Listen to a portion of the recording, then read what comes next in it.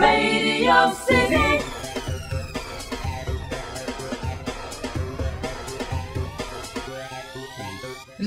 ರಾಜೇಂದ್ರ ಸಿನಿಮಾದ media debut ಇವತ್ತಾಗ್ತದೆ ನಮ್ಮ studios ನಲ್ಲಿ. ಇದು FM ಅಂದ್ರೆ radio city 91.1 in the studios ಇದ್ದಾರೆ ರಾಜೇಂದ್ರ ಮಿಸ್ಟರ್ ಶರಣ್ ಅವರು. ಹೆಲೋ ಸರ್, ನಮಸ್ಕಾರ. Also magical composer. ಪ್ರತಿ ಸಲ ಇವ್ರ ಹೆಸರು ಹೇಳಕ್ ನನಗೆ ಸಿಕ್ಕಾಪಟ್ಟೆ ಖುಷಿ ಆಗುತ್ತೆ, ಯಾಕಂದ್ರೆ ಇವ್ರ ಹೆಸರಿನ ರೈಮಿಂಗ್ ವರ್ಡ್ ನನ್ನ ಹೆಸರಲ್ವಾ. ಸೊ ನಾನು ಸೌಜನ್ಯ, ಇವರು ಅರ್ಜುನ್ಜನ್ಯ. ನಮಸ್ಕಾರ sir, welcome to radio city. So Rajendra ಸಿನಿಮಾದ ಪ್ರಮೋಷನಲ್ ಆಕ್ಟಿವಿಟಿ ಇವಾಗ ಸ್ಟಾರ್ಟ್ ಆಗ್ತಿದೆ. So wishing you all success. So cinema ಹಿಟ್ಟಾದ್ಮೇಲೆ ನಮ್ಮನ್ನ ನೆನ್ಸ್ಕೋಬೇಕು, ರೇಡಿಯೋ ಸಿಟಿಯಿಂದ ಸ್ಟಾರ್ಟ್ ಮಾಡಿದ್ರು.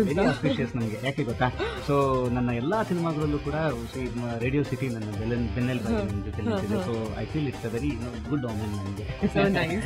ಸೊ ಇವಾಗ ಫಾರ್ ದಿ ಫಸ್ಟ್ ಟೈಮ್ ಹಾಡುಗಳನ್ನ ನೀವು ಕೇಳಬಹುದು ರೇಡಿಯೋ ಸಿಟಿ 91.1 ಅಲ್ಲಿ. ಹೌದು, ಎಕ್ಸ್ಕ್ಲೂಸಿವ್ ಆಗಿ ಈ ಸಿನಿಮಾದ ಹಾಡುಗಳು ಇಲ್ಲಿ ಐತಲ್ಲ ಕಡಿ ಮಾರ್ನಿಂಗ್ ಅಲ್ಲಿ ನಿಮ್ಗೋಸ್ಕರ ಪ್ಲೇ ಮಾಡ್ತಾ. ಈ ಸಿನಿಮಾದಲ್ಲಿ ಫಾರ್ ದಿ ಫಸ್ಟ್ ಟೈಮ್ ಅಂತ ಹೇಳಿ ಸಾಕಷ್ಟು ವಿಷಯಗಳು ಟ್ರೈ ಮಾಡಿದ್ದಾರೆ. ಎಸ್ಪೆಷಲಿ ಮ್ಯೂಸಿಕ್ ಅಂತ ಬಂದಾಗ ನಮ್ಮ ಅರ್ಜುನ್ಜನ್ಯ ಅವರು ಟ್ರೈ ಮಾಡಿದ್ದಾರೆ. ಅಂಡ್ ಇವಾಗ ನೀವು ಮುಂದೆ ಕೇಳುವಂತ ಹಾಡು ಒಂದು ಜುಗಲ್ಬಂದಿ. ಇಂಥದ್ದು ನಮ್ಮ ಕನ್ನಡ ಚಿತ್ರರಂಗದಲ್ಲಿ ಇತ್ತೀಚೆಗಂತೂ ಬಂದೇ ಇಲ್ಲ ಡೆಫಿನೆಟ್ಲಿ. ಅಂತ ಒಂದು ಹೊಸ ಪ್ರಯತ್ನ ಫಾರ್ ದಿ ಫಸ್ಟ್ ಟೈಮ್ ನಡೆದಿದೆ. ಅದ್ರ ಬಗ್ಗೆ, ಆ ಹಾಡಿನ ಸ್ಪೆಷಾಲಿಟಿ ಬಗ್ಗೆ ನಮ್ಮ ಅರ್ಜುನ್ಜನ್ಯ ಅವರೇ ಹೇಳ್ತಾರೆ. ಈ ಸಾಂಗ್ ಅಂತಂದ್ರೆ ಫಿಲ್ಮ್ ಅಲ್ಲಿ ಇಬ್ರು ವಿದ್ವಾನ್ಗಳ ನಡುವೆ ನಡೆಯುವಂತ ಒಂದು ಚಾಲೆಂಜ್. ಮ್ಯೂಸಿಕ್ ಅಲ್ಲಿ ಯಾರು ಚೆನ್ನಾಗಿ ಹಾಡ್ತಾರೆ, ನನ್ನ ನಿನ್ ಗೆಲ್ತಿಯ ಆ ತರದ ಒಂದು ಕಾನ್ಸೆಪ್ಟ್ ಅಲ್ಲಿ. ಬಟ್ ಅದು ಶರಣ್ ಸರ್ ಅಂದ್ಮೇಲೆ 100% ಕಾಮಿಡಿ ಇರುತ್ತೆ. ಸೊ ಹಾಡಲ್ಲೂ ಆ ಕಾಮಿಡಿ ಇರಬೇಕು, ಕಾನ್ಸೆಪ್ಟ್ ಸೀರಿಯಸ್ ಆಗಿರ್ಬಾರ್ದು. ಸೊ ಆ ಸೀರಿಯಸ್ನೆಸ್ ಇರಬಾರ್ದು, ಮ್ಯೂಸಿಕಲ್ ಆಗಿರ್ಬೇಕು ಅಂಡ್ ಕಾಮಿಡಿ ಆಗಿರ್ಬೇಕು, ಆ ಮೂರು ವಿಷಯ ಇರ್ಬೇಕು.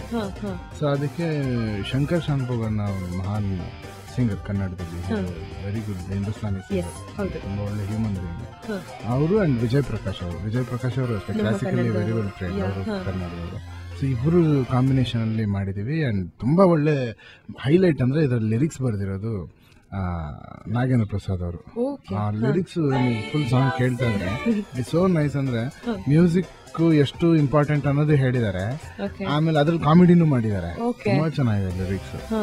ಸೊ ಇದೆಲ್ಲ ಹಾಡಿನ ಕೆಲವೊಂದು ಇಂಪಾರ್ಟೆಂಟ್ ವಿಷಯಗಳ ಬಗ್ಗೆ ಮಾತಾಡ್ತಾ ಆಭಾಸ ಆಗ್ಬಾರ್ದು, ಅಷ್ಟು ಚೆನ್ನಾಗಿ ಅದನ್ನ ತಗೊಂಡು ಹೋಗಿದ್ದಾರೆ. ನಾನು ಕೇಳಿದೆ ಫುಲ್ ಹಾಡು. ಅರ್ಜುನ್ಜನ್ಯ ಅವರು ಅಕ್ಷಿ ಮಾಡ್ತಿದ್ದಾರೆ, ಶರಣ್ ಅವರು ಮೊಬೈಲ್ ನೋಡ್ತಿದ್ದಾರೆ. ಮೊಬೈಲ್ ನೋಡ್ತಾ ಇಲ್ಲ. Okay okay. ವೆಲ್, ಇವಾಗ ಕನ್ನಡದಲ್ಲಿ ಜ್ವರ ಕಿತ್ಕೊಂಡಿದ್ದು ನಾನು. ನನ್ನ ಮನೇಲಿ ಇದೊಂದು ಕಂಪ್ಲೇಂಟ್ ಇದೆ, ಆಗ್ಲೂ ಮೊಬೈಲ್ ಅಲ್ಲಿ ಇರ್ತಾನೆ ಅಂತ. ಇದು ಅಟ್ಲೀಸ್ಟ್ ಇದು ಅವ್ರಿಗಾರು ತಲುಪಲಿ ಅಂತ. ನೋಡ್ತಾ ಇಲ್ಲ ಮ್ಯಾಮ್, ಕಣ್ಣು ನೋಡಿತಾ ಇದ್ದಾರೆ. ಶರಣ್ ಅವ್ರ ವೈಫ್ ಕೇಳಿಸ್ಕೊಳ್ತಾ ಇದ್ರೆ ಪ್ಲೀಸ್ ನೋಟ್ ದಿಸ್ ಪಾಯಿಂಟ್. ಅವ್ರು ಕಣ್ಣು ನೋಡಿತಾ ಇದ್ದಾರೆ, ಮೊಬೈಲ್ ಯೂಸ್ ಮಾಡ್ತಿದ್ದಾರೆ, ಇಲ್ಲೂ ಮೊಬೈಲ್ ಯೂಸ್ ಮಾಡ್ತಿದ್ದಾರೆ. ಅಯ್ಯೋ ಮುಗಿದಿನ ಕತೆ. ಓಕೆ. ಸೊ ಇವಾಗ ಸರ್, ಐ ಥಿಂಕ್ 2015 ಅಲ್ಲಿ ಯಾರು ಈ ಒಂದು ರೆಕಾರ್ಡ್ ನ ಬೀಟ್ ಮಾಡಕ್ ಸಾಧ್ಯ ಇಲ್ಲ ಅನ್ಸುತ್ತೆ. ಬಿಕಾಸ್ ಸುಮಾರು ಜನ ಹೇಳ್ತಾರೆ ಕನ್ನಡದ ಸಿಂಗರ್ಸ್ಗೆ ನಾವು ಅವಕಾಶ ಕೊಡಬೇಕು ಅಂತ, ಬಟ್ ಎಲ್ಲರೂ ಅದನ್ನ ಮಾಡ್ತಿಲ್ಲ, ಇಂಪ್ಲಿಮೆಂಟ್ ಅವಕಾಶ ಸಿಗ್ತಿಲ್ಲ ಅನ್ನುವಂತ ಈ ಟೈಮಲ್ಲಿ ನಿಮ್ಮ ಆಲ್ಬಮ್ ನಲ್ಲಿ ಎಲ್ಲರೂ ಕನ್ನಡ ಸಿಂಗರ್ಸ್ ಅಂಡ್ ಎಲ್ಲರೂ ಲೆಜೆಂಡರಿ ಸಿಂಗರ್ಸ್, ಮೋಸ್ಟ್ ಇಂಪಾರ್ಟೆಂಟ್ಲಿ.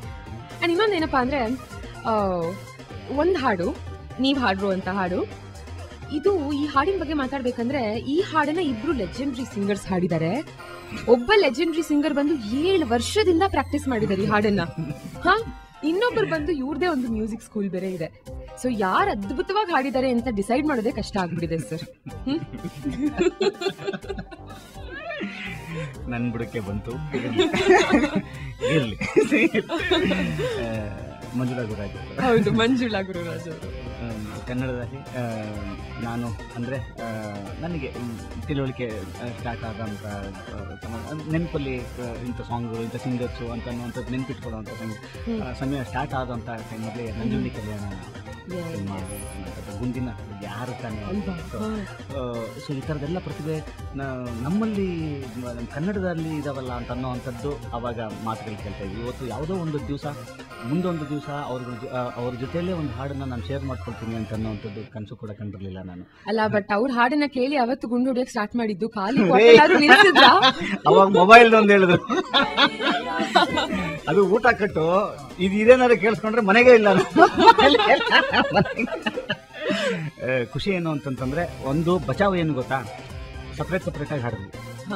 ಎದುರುಗಡೆ ಆಡಿದ್ರಂತೂ ಎಂತದು ಫಸ್ಟ್ ಟೈಮ್ ಬೇರೆ ಮೈಕಲ್ ಮುಂದೆ ನಿಂತ್ಕೊಂತಾರ ಸರ್. ಅವ್ರಿಗೆ ಭಯ ಆಗ್ಬಿಟ್ರದು, ಏನಪ್ಪಾ ನಾನು ರೆಗ್ಯುಲರ್ ಆಗಿ ಹಾಡ್ತೀನಿ, ಇವ್ರು 7 ವರ್ಷದಿಂದ ಪ್ರಾಕ್ಟೀಸ್ ಮಾಡ್ತಿದ್ದಾರೆ, ಇವ್ರ ಮುಂದೆ ನಾನು ಹೆಂಗ್ ಆಡ್ಲಿ? ಇದೆಲ್ಲ ಗೊತ್ತಿಲ್ವಲ್ಲ ಅವ್ರಿಗೆ.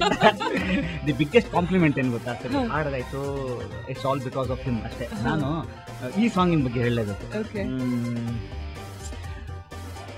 ಯೂಶಲಿ ನಾನು ಇವ್ರು ಒಂದು ಫೋನ್ ಮಾಡಿದ್ರು, ಏನೋ ಮಾಡಿದ್ರು, ನಾನು ಬೇಗ ಯೂಶಲಿ ನಾನು ರೆಸ್ಪಾಂಡ್ ಮಾಡ್ತೀನಿ. ನನಗೇನಂತಂದರೆ ನಾಟ್ ಆಸ್ ಎ ಮ್ಯೂಸಿಷಿಯನ್ ಒಂಥರ ಕ್ಲೋಸ್ ಬಡಿ ನನಗೆ.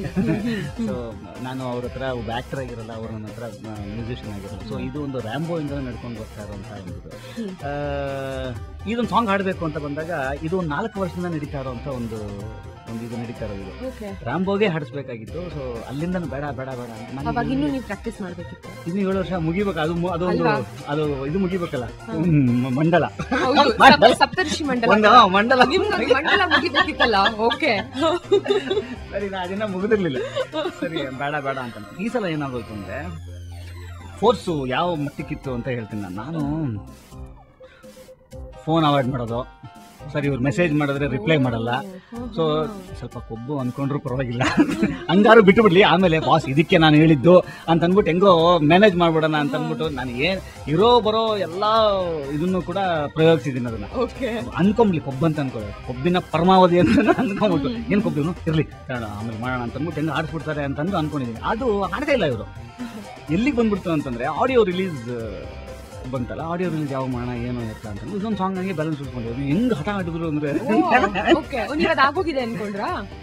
ಆಗೋಗಿದೆ ಅಂತ. ಬಟ್ ನನ್ಗೆ ವಿಷಯ ಬೇರೆ ಕಡೆಯಿಂದ ಗೊತ್ತಾಗ್ತಾ ಇದೆ, ಅದು ಇನ್ನೂ ಆಗಿಲ್ಲ ಅಂತ ಅಂದ್ಬಿಟ್ಟು ನನಗೆ ಗುಡು ಅನ್ನುತ್ತೆ ನನಗೆ. ಸರಿ ಇವರು ಒಂದ್ಸಲ ಸರ್ ನೀವೇ ಡಿಸೈಡ್ ಮಾಡಿ, ಇದನ್ನ ನಾನು ಬಿಡಲ್ಲ, ನಿಮ್ಮನ್ನ ಬಿಡಲ್ಲ, ನೀವೇ ಡಿಸೈಡ್ ಮಾಡಿ ನೀವು ಯಾವಾಗ ಬರ್ಬೇಕು ಅಂತ, ಅವಾಗ ಆರಾಮ್ಸೆ ಮಾಡೋಣ ಅಂತ. ಓಹೋ ಇದಾಗೋದಿಲ್ಲ, ಇದು ಏನ್ ಅನ್ಕೊಂಡು ಹೋಗಿದ್ದು ಗೊತ್ತಾ ನಾನು, ಅವರೇ ರಿಜೆಕ್ಟ್ ಮಾಡ್ತಾರೆ ನಾನು. 1-2 ಲೈನ್ ಆಡ್ಬಿಟ್ಟು ಬರ. ನಿಜವಾಗ್ಲೂ ಅದೇ ಮೈಂಡ್ ಸೆಟ್ಟಲ್ಲೇ ಹೋಗಿದ್ದು ನಾನು.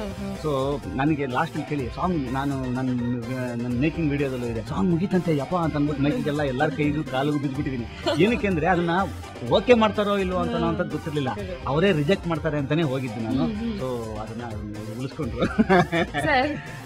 ಅಲ್ಲ ಸರ್, 7 ವರ್ಷ ಪ್ರಾಕ್ಟೀಸ್ ಮಾಡಿದಂತ ಹಾಡುಗಾರರ ಒಬ್ಬ ಹಾಡನ್ನ ರಿಜೆಕ್ಟ್ ಮಾಡಿದ್ರೆ ನಾವ್ ಅಭಿಮಾನಿಗಳು ಸುಮ್ನೆ ಬಿಡ್ತಿದ್ವಾ? ಖಂಡಿತ ಇಲ್ಲ. Well also for the first time ಅಂತ ಹೇಳಿ ಈ ಹಾಡಿನಲ್ಲಿ ಶರಣ್ ಅವರೇ ಹಾಡಿರುವಂತ ಹಾಡಿನಲ್ಲಿ ಡೋಲ್ಕಿ ಅನ್ನುವಂತ ಒಂದು ಪ್ಯಾಟರ್ನ್ ಯೂಸ್ ಮಾಡಿದ್ದೀರಾ ಅಲ್ವಾ? ಸೊ ಐ ಥಿಂಕ್ ಇಲ್ಲಿವರೆಗೂ ಕನ್ನಡದಲ್ಲಿ ಯಾವ ಹಾಡಿನಲ್ಲೂ ಇದು ಯೂಸ್ ಆಗಿಲ್ಲ ಅನ್ಸುತ್ತೆ. ಅದೇ ಅದು ಕರೆಕ್ಟ್ ಒಂಥರ ಮರಾಠಿಗೆ ಅಂತ ಒಂದು ಪರ್ಟಿಕ್ಯುಲರ್ ಒಂದು ಪ್ಯಾಟರ್ನ್ ಇದೆ.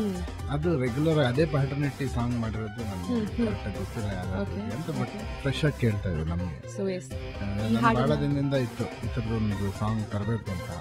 ಬಟ್ ನಮ್ಮ ಫಿಲಮ್ನಲ್ಲಿ ಅದು ಆಯಿತು. ಆಮೇಲೆ ಇವ್ರು ಹೇಳ್ದಂಗೆ ಇವರು ಬಂದು ನಾನು ರಿಜೆಕ್ಟ್ ಮಾಡಿಬಿಡ್ತಾರೆ ಅನ್ಕೊಂಡೇ ಬಂದೆ ಅಂತ. ನನಗೆ ಇವರು ಎಂಥ ಸಿಂಗರ್ ಅಂತ ಮೊದಲಿಂದ ಗೊತ್ತು, ಯಾಕಂದ್ರೆ ಇವರು ಆರ್ಟಿಸ್ಟ್ ಹಾಡಿರೋದು. ಆಮೇಲೆ ಬೇರೆ ಸಾಂಗ್ಗಳು ನಾವು ಮಾಡೋ ಟೈಮಲ್ಲಿ ಮತ್ತೆ ಶೋನ ಕೆಲವು ಒಟ್ಟಿಗೆ ಹೋಗಿದ್ದೀವಿ. ಅದಾದ್ರು ಪ್ರಮೋಷನ್ ಟೈಮಲ್ಲೆಲ್ಲ ಇವ್ರು ಹಾಡಿರೋದು ನೋಡಿದ್ದೀನಿ. ಖಾಲಿ ಕ್ವಾರ್ಟರ್ ಆಗಿದ್ದು ಹಾಡಿರೋದು. ಆಮೇಲೆ ಬೇರೆ ಸಾಂಗ್ಸ್ ಎಲ್ಲ ತುಂಬ ಒಂದು ಜನಕ್ಕೆ ಕನೆಕ್ಟ್ ಆಗೋ ವಾಯ್ಸ್ ಇದು. ಅದು ಯೂಸ್ ಮಾಡೋಕ್ಕೆ ಅವಕಾಶ ಸಿಕ್ತು, ಬಂದು ಹಾಡಿದ್ರು. ಸರ್ ಸುಮ್ನೆ ಇಲ್ಲೆಲ್ಲ ಹೀಗೆ ಹೇಳ್ತಿದ್ದಾರೆ, ನನ್ಗೆ ಆ ಭಯ ಆಯ್ತು, ಇದಿತ್ತು ಅದಿತ್ತು ಅಂತ ಚಾನ್ಸೇ ಇಲ್ಲ. ಒಬ್ಬ ಎಲ್ಲಾ ವಿಷಯದಲ್ಲೂ ಅದೇ ಹೇಳೋದು, ಡ್ಯಾನ್ಸ್ ಅಂತ ತಗೊಳ್ಳಿ, ಇವನು ಡ್ಯಾನ್ಸ್ ಭಯ. ಅಲ್ಲಿ ಸ್ಕ್ರೀನ್ ಮೇಲೆ ನೋಡಿದ್ರೆ ಭಯ ಆಗ್ಬಿಡುತ್ತೆ ನಮ್ಗೆ, ಏನ್ ಸರ್ ಹಿಂಗ್ ಡ್ಯಾನ್ಸ್ ಮಾಡಿದೀವಿ ಅಂತ. ಈಗ ಹಾಡಿರೋದು ನನ್ ಬಿಟ್ಬಿಡಿ, ಮಂಜುಳಾ ಗುರುರಾಜ್ ಮೇಡಮ್ ಅವರು, ಶಿ ಇಸ್ ಅ ಲೆಜೆಂಡ್. ಅವ್ರು ಎಷ್ಟು ಜನ ಟ್ರೈನಿಂಗ್ ಮಾಡಿದ್ದಾರೆ. ಅವರು ಹಾಡು ಕೇಳ್ಬಿಟ್ಟು ನನ್ನ ಹತ್ರ ಒಂದು 15 ನಿಮಿಷ ಬರೀ ಇವ್ರ ವಾಯ್ಸ್ ಬಗ್ಗೆ ಮಾತಾಡೋದು, ಹೆಂಗೆ ಇದ್ದ ಡೈನಾಮಿಕ್ಸು ಅಂಡ್ ಏನು ಇಷ್ಟೊಂದು. ಆಮೇಲೆ ಈಗ ಹೀರೋಗಳ ಹಾಡೋದು, ಡೈರೆಕ್ಟರ್ಸ್ ಹಾಡೋದು, ನ್ಯೂಸ್ ಡೈರೆಕ್ಟರ್ ಹಾಡೋದು ಇದೆಲ್ಲ ಇದೆ. ಬಟ್ ಒಂದು ಪಕ್ಕ ಪ್ರೊಫೆಷನಲ್ ಅಂತ ಅನ್ಸುತ್ತಲ್ಲ ಒಂದು ವಾಯ್ಸು, ಅದು ನಿಜವಾಗ್ಲೂ ಶರಣ್ ಸರ್ ನಿಜವಾಗ್ಲೂ. ಯಾಕಂದ್ರೆ 1 hour ಅಲ್ಲಿ ಕಂಪ್ಲೀಟ್ ಹಾಡಿನ ರೆಕಾರ್ಡಿಂಗ್ ಮುಗಿಸಿದ್ದಾರೆ ನಮ್ಮ ಶರಣ್ ಅವರು. ನಿಮ್ಮ ಸ್ಟುಡಿಯೋಸ್ ಅಲ್ಲೇ ರೆಕಾರ್ಡಿಂಗ್ ಆಗಿತ್ತು. I got A message from Manjula ma'am. ನನಗೆ ಅವ್ರ ನಂಬರ್ ಇರಲಿಲ್ಲ, ಸೊ ಅವರೇ ಅದನ್ನ ಟೈಪ್ ಮಾಡಿ ನಿಮಗೆ ಅಂತ ಇಂಟ್ರೊಡ್ಯೂಸ್ ಮಾಡಿಕೊಂಡು ನಿಮ್ಮ ಹಾಡು ಕೇಳಿದೆ ನಾನು, ಎಷ್ಟು ಚೆನ್ನಾಗಿ ಹಾಡಿದ್ರು ಅಂತ ನೋಡ್ಬೋದು. ನನಗೆ ನಂಬಕ್ಕೆ ಆಗ್ತಾಯಿಲ್ಲ, ನಿಜವಾಗ್ಲೂ ನಂಬಕ್ಕೆ ಆಗ್ತಾಯಿಲ್ಲ ನನಗೆ. ಒಂದು ಸರಿ ನಾನು ನಮಸ್ಕಾರ ಎಲ್ಲ ಹಂಗೆ ಮಾಡ್ಬಿಟ್ಟು, ಮೇಡಮ್ ಇಲ್ಲ ನಾನು ಬಾತ್ರೂಮ್ ಸಿಂಗರ್ ನಾನು. ಇದು ನಾನು ನನ್ನ ಸಿಂಗಿಂಗ್ ಬಂದು ಬಾತ್ರೂಮ್ ಮಾತ್ರ ಲಿಮಿಟೆಡ್ ಆಗಿದ್ದು. ಇವತ್ತು ನಾನು ಎಂತ ದೊಡ್ಡ ಬಾತ್ರೂಮ್ ಸಿಂಗರ್ ಅಂತ ಬೇರೆಯವ್ರಿಗೆಲ್ಲ ನನ್ನ ಹತ್ರ ಇಲ್ಲ ಮೇಡಮ್, ಸುಮ್ಮನೆ ಒಂದ್ಸಿನೇ ಬಾಯಿಲಿ ಈಗ ದಯವಿಟ್ಟು ನಾನು ನಿಲ್ಲಿಸ್ಬೇಡಿ. ನನಗೆ ತುಂಬಾ ಇಷ್ಟ ಆಗಿದ್ದೇನು ಅಂತಂದ್ರೆ ನಿಮ್ಮ ಎಕ್ಸ್ಪ್ರೆಷನ್ ಸಾಂಗ್ ಅಲ್ಲಿ. ನಾನು ನಿಮ್ಗೆ ಅದೇ ಹೇಳಿದೆ, ಮೇಕಿಂಗ್ ವಿಡಿಯೋದಲ್ಲಿ ನೀವು ವೇರಿಯೇಷನ್ಸ್ ಕೊಟ್ಟಿದ್ದೀರಾ ಗೊತ್ತಾ, ಒಂದು ಪದಕ್ಕೆ ಎಷ್ಟು ವೇರಿಯೇಷನ್ಸ್ ನೀವೇ ಸಜೆಸ್ಟ್ ಮಾಡಿದ್ದೀರಾ. ಸೊ ಎಕ್ಸ್ಪ್ರೆಷನ್ ತುಂಬಾ ಕಷ್ಟ ಒಬ್ಬ ಸಿಂಗರ್ಗೆ, ಹಾಡ್ಬೋದು ಅದನ್ನ ವಿತ್ ಎಕ್ಸ್ಪ್ರೆಷನ್ ಮಾಡುವಂಥದ್ದು ಒಬ್ಬ ಕಲಾವಿದರಿಗೆ ಅದು ನಿಮ್ಮಲ್ಲಿ ಇರುತ್ತೆ. ಬಿಕಾಸ್ ಅದು ಶ್ರುತಿ ಬಿಟ್ಟು ಹೋಗಬಾರ್ದು, ಎಕ್ಸ್ಪ್ರೆಷನ್ ಇರಬೇಕು. ಅದು ಅದೇ ನಾನು ಅದೇನೆ ಹೇಳಿದ್ದೀನಿ ಒಂದ್ಸಲ. Radio City.